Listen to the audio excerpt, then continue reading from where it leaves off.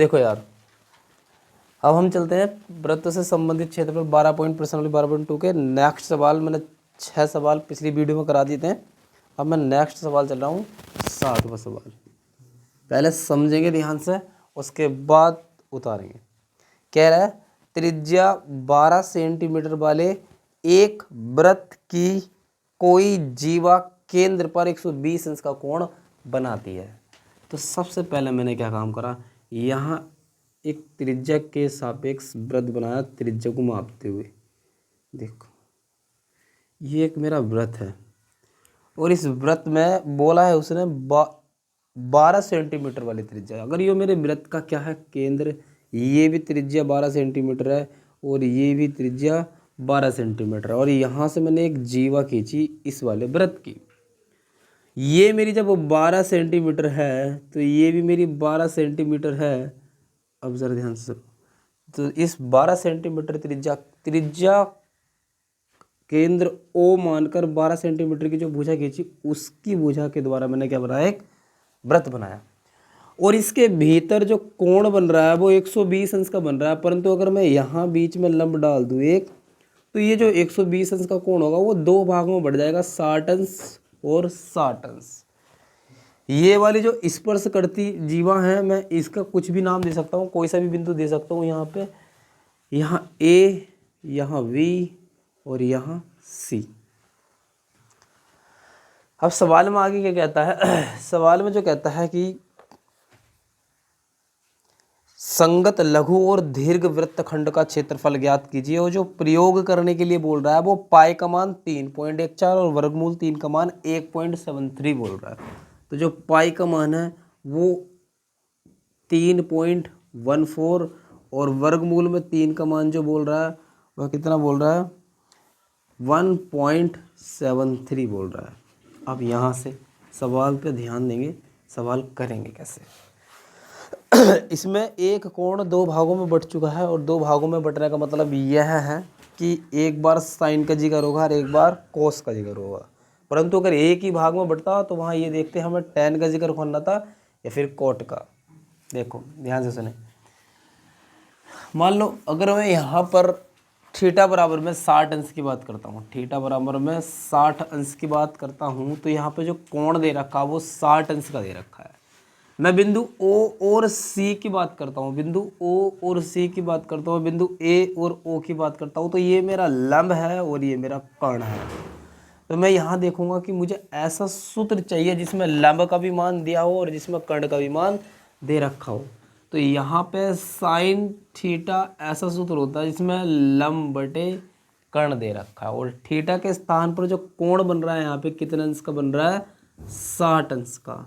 बात रही लंब, इसमें लंब मेरा O और C है, मैंने यहाँ लंब OC रख दिया, बटे में जो कर्ण है, कर्ण का मान मैंने कितना रखा है यहाँ पे 12 रख दिया।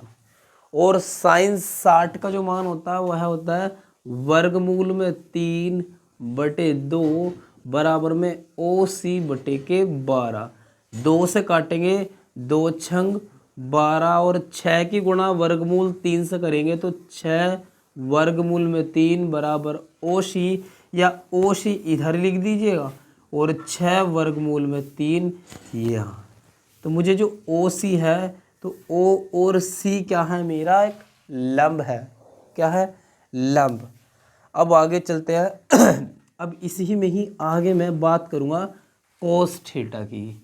किसकी बात करनी, कोस थीटा की, क्योंकि कोस थीटा में क्या है, मुझे लंब का तो पता चला कर्ण के द्वारा, परंतु आधार का पता नहीं चला। किसके द्वारा, कर्ण के द्वारा। तो कोस थीटा बराबर जो सूत्र होता है वह होता है आधार वटे कर्ण, आधार वटे कर्ण।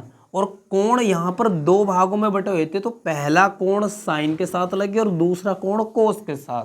थीटा के स्थान पर मैंने क्या लगाया, 60 अंश। बात आधार की हुई, आधार चाहे ये उठा लीजिए या फिर ये उठा लीजिए, बात एक ही है। मान लीजिएगा अगर मैंने पहले भाग में इसका जिक्र करा था, अब मैं दूसरे भाग में इसका जिक्र कर रहा हूँ। इसका कर्ण यह है और आधार VC, तो आधार जो मेरा VC मैंने ये रख दिया और जो मेरा कर्ण है, कर्ण कितने सेंटीमीटर दे रखा था 12। मैं कोस 60 की बात करता हूं तो कोस 60 का मान 1/2 होता है, BC/12। 2 से काटेंगे 2 छंग 12 और 6 की गुणा 1 से करेंगे 6 कना 6। VC का मान 6 निकल कर आ गया, या फिर इसको VC बराबर के 6 सेंटीमीटर लिख दें यहाँ तक। क्यों? अब मैं एक बात बताता हूँ, मेरा जो ये BC है अगर ये मेरे 6 निकल कर आया, इतना अगर 6 है तो इतना भी 6 ही है। टोटल अगर मैं AB का जिक्र करता हूँ तो मेरा 12 होगा, अर्थात खींची गई जीवा की संख्या क्या होगी? 12 होगी। देखिए यार, यहाँ तक बात चल गई। बात करते हैं हम आगे की। इसी में ही हमें त्रिभुज बनता हुआ दिख रहा है AOC या फिर AOB। अगर मैं पूरे त्रिभुज की बात करता हूँ तो बिंदु A है, बिंदु O है, बिंदु B है। AOB एक त्रिभुज बन रहा है, तो मैंने यहाँ लिख दिया त्रिभुज AOV का क्षेत्रफल। अब एक बात बताइएगा, सूत्र होता है 1/2 आधार गुणा ऊंचाई। अब 1/2, यहाँ जो आधार है मेरा नीचे वाला है, यो B और C मेरा आधार था, तो B और C का मान 6 निकल कर आया। परंतु यहाँ पर मैंने त्रिभुज ये सारा का सारा लिया, तो इतना आधार तो मेरा 6 है ही, इतना भी 6 है। दोनों को जोड़ेंगे तो टोटल कितना बैठेगा? 12। तो यहाँ पर कितना लिखने वाला हूँ मैं? 12। बात आई ऊंचाई की, तो इस त्रिभुज AOV में ऊंचाई, इसका बीच वाली जो ये रेखा है डाली गई अभिलंब, ये मेरी ऊंचाई है O और C। O और C का मान मुझे प्राप्त हुआ है 6√3। तो मैंने यहाँ पर रख दिया 6√3। 2 से 12 कटेगा 6 बार, और 6 की गुणा 6 से करूँगा 36√3। परंतु सवाल में मुझे वर्गमूल 3 का जो इस्तेमाल करने के लिए बोला वह 1.73। जब मैं 36 की गुणा 1.73 से करूँगा तो मुझे जो प्राप्त होगा 62.28 सेंटीमीटर की घात 2 प्राप्त होगा। ये किसका क्षेत्रफल निकला? त्रिभुज AOV का क्षेत्रफल मुझे प्राप्त हुआ। अब बात करते हैं हम आगे। देखो भाई, यहाँ मुझे त्रिभुज AOV का क्षेत्रफल मिला 62.28 सेंटीमीटर की घात 2। सेंटीमीटर की घात 2 क्षेत्रफल का मात्रक होता है। बात आती है अब जा आगे, यहाँ पर जो कोण मुझे दे रखा था वो 60 अंश का कोण दे रखा था, परंतु इस कोण में को तब ये 2 भागों में बटा हुआ था। अगर मैं टोटल कोण की बात करता हूँ तो टोटल कोण थीटा बराबर मुझे मिला है 120 अंश। और वृत्त के केंद्र से बिंदु A जो परिधि पर मैंने लिखा हुआ है, ये इसकी त्रिज्या है। त्रिज्या R बराबर में कितने सेंटीमीटर है? 12 सेंटीमीटर।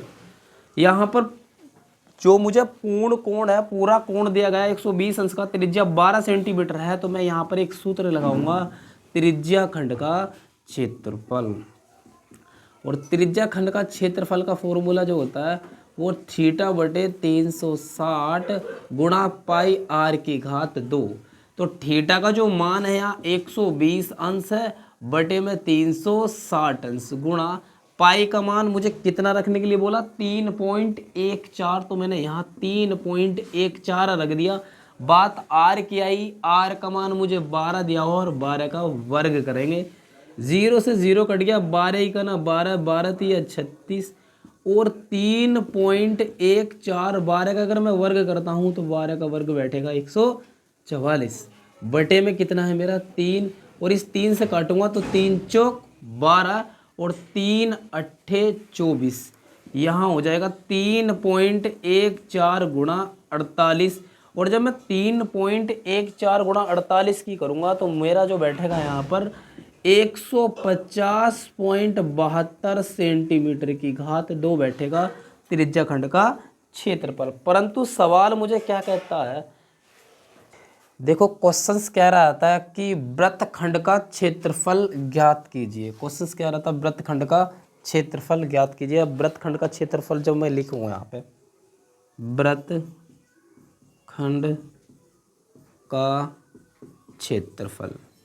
तो यहाँ पर जो मेरे त्रिभुज का क्षेत्रफल निकल कर आया था वो, और ये जो त्रिज्या खंड का क्षेत्रफल निकल कर आया वो, इन दोनों को माइनस करने के बाद जो आंसर होगा वही मेरा वृत्त खंड का क्षेत्रफल कहलाएगा। तो यहाँ त्रिज्या खंड का जो क्षेत्रफल निकल कर आया था, यहाँ पर त्रिज्या खंड का जो क्षेत्रफल निकल कर आया था मेरा 150.72 माइनस में, और जो मेरा पहला आंसर निकल कर आया था 62.28। अब 150.72 में से 62.28 अगर हम घटाते हैं तो 7 में से 1 हासिल लेते हैं 12, और 12 में से 8 गए बचा 4, यहाँ बचा 6, 6 में से 2 गए 4, यहाँ 0 है, मैंने यहाँ दहाई ले ली 10 की तो 10 हो गया, और 10 में से 8 गए तो 2 गए तो बच गया 8, यहाँ 14 में से 6 गए तो बचा 8। तो मेरा जो आंसर होगा वो 88.44 सेंटीमीटर की घात 2 मेरा फाइनल आंसर होगा। देखो यार प्रश्न नंबर 8 में आपको स्क्रीन पे शो हो रहा है, मैं क्वेश्चन पढ़ रहा हूँ, ध्यान देंगे। क्वेश्चन में बोल रहा है क्या कि 15 मीटर भुजा वाले एक वर्गाकार घास के मैदान के कोने पर एक लगे खुट्टे से एक घोड़े को बांध दिया जाता है। यार पहले तो मैं वर्ग बनाऊंगा, और वर्ग वो भुजा जिसकी चारों भुजाएं आपस में एक जैसी हों, ये कहलाता है वर्ग। ये मेरा ए है, ये वी है, और ये सी है, तो ये मेरा डी है। और ये मेरी जो भुजा है वो 15 मीटर है, और यहाँ पर भी भुजा मेरी कितनी है, ये 15 मीटर ही है। मैंने कहा कि यहाँ इस कोने पे मैंने खुट्टा गढ़ा और यहाँ तक रस्सा इतना बड़ा कर दिया है कि घोड़ा चर सके इस वर्गाकार मैदान में। सवाल में कह रहा है जी, इस खुट्टे से बंधे एक घोड़े को 5 मीटर लंबी रस्सी से बांध दिया जाता है। तो अगर यहाँ से इस रस्सी को बांध दिया, रस्सी से घोड़े को बांधा है, तो यहाँ तक की जो डिस्टेंस है रस्सी की वो 5 मीटर है। परंतु मुझे सवाल में टोटल 15 दी हुई है, तो जहाँ तक घोड़े को रस्सी से बांधा है यहाँ तक की डिस्टेंस अगर मेरी 5 है, कुल 15 है, तो 15 में से अब 5 घटाऊंगा तो शेष मुझे 10 मीटर प्राप्त होगी। बात क्लियर है। मगर आगे सवाल में ये क्या कहता है, ये कह रहा है जी बांध दिया जाता है तो इसमें मैदान के उस भाग का क्षेत्रफल वहाँ घोड़ा घास चर सकता है ज्ञात करना है। अब सबसे पहले ज़रा ध्यान से सुनेंगे, यहाँ पे एक चीज़ मैं आपसे बता देता हूँ पहले कि ये अगर एक वर्ग है और इस वर्ग में बनने वाला जो ये वाला कोण है ये 90 अंश का कोण है, तो मैं यहाँ पर लिख दूंगा थीटा बराबर के 90 अंश। और यहाँ पर जो घोड़े को रस्सी से बांधा, तो घोड़े को रस्सी द्वारा बांधने पर जो इसकी त्रिज्या मिलती है मुझे आर बराबर के कितने सेंटीमीटर, 5 मीटर मिलती है। कितने मीटर, 5। यहाँ मुझे कोण 90 अंश का दे रखा, त्रिज्या का मान 5 मीटर निकल कर आ गया, तो मैं एक सूत्र लगाऊंगा त्रिज्या खंड का क्षेत्रफल। त्रिज्या खंड का क्षेत्रफल थीटा बटे 360 गुणा पाई आर की घात 2, और थीटा का जो मान है मेरा वो 90 अंश है बटे के 360 गुणा जो पाई का मान है। मुझे इस सवाल में पाई का मान दिया नहीं है रखने के लिए, मगर बोल रहा है नीचे दूसरे पॉइंट में 3.14 रखने के लिए। बात त्रिज्या हुई, और त्रिज्या का मान मुझे दे रखा है 5, और यहाँ पर मैंने 5 की घात कितना किया, 2। 0 से 0 काटेंगे, 9 के पहाड़े में 9 एक बार आता है और 36 4 बार, बराबर के 3.14 की गुणा 1 से करेंगे तो 3.14 ही आएगा, बटे में 4 गुणा में 5 का वर्ग करेंगे तो मुझे 25 ही प्राप्त होगा। परंतु अगर मैं यहाँ से पॉइंट हटाता हूँ और नीचे 1 लिखने के बाद 2 0, क्यों, क्योंकि पॉइंट के बाद 2 संख्या है तो नीचे भी 2 0 ही बढ़ाए, और यहाँ मैं 25 से काटूंगा, 25 का ना 25 और 25 चौका 100, तो जो मुझे प्राप्त होगा वो 314 ही का ना 314 ऊपर होगा, और जी 4 चौके कितना होगा मेरा यहाँ पर 16 होगा। और इस त्रिज्या खंड के क्षेत्रफल को अगर मैं पॉइंट पर करना चाहता हूँ तो मुझे भाग देनी पड़ेगी।